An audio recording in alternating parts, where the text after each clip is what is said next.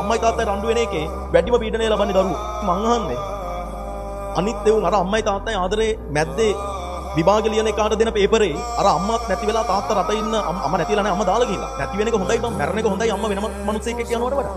කොච්චර වේදනාවක්ද කියලා හිතන්න. හරි ඒ ළමයා එළියට බහැලා අසල්වාසීන්ගේ මූණ බලන්නේ කොහොමද කියලා බලන්න. කොච්චර අසරණවද කියලා හිතන්න. එයාට දෙන පේපරේ එකයිනේ. ඒ දීලා ප්‍රතිඵලය මත මිනිස්සු වෙන නිගමන එකයිනේ. කොච්චර අසාධාරණද. හරි.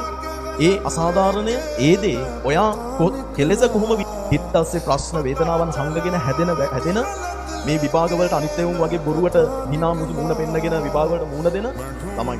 හරි. ඔයාලට හැමදාම වරදින් නෑ පුතේ. ඔයාලට යම් දවසක් එනවා ඒ අනිත් හැමදේම අනිත් පැත්ත ගහලා ජීවිතේ උඩ යටිකුරු වෙලා ඔයාලගේ ජීවිතේ උඩ යන අවස්ථා තියෙනවා. අවස්ථා හම්බෙන්නේ අවස්ථා හොයන මිනිසුන්ට ඒකින්ද බුද්ධියෙන් සිහි කල්පනාවෙන් ඉදිරි විශේෂයෙන් ප්‍රශ්න හමුවේ හැංගීම් වලට ඉඩ දෙන්න නම් එපා.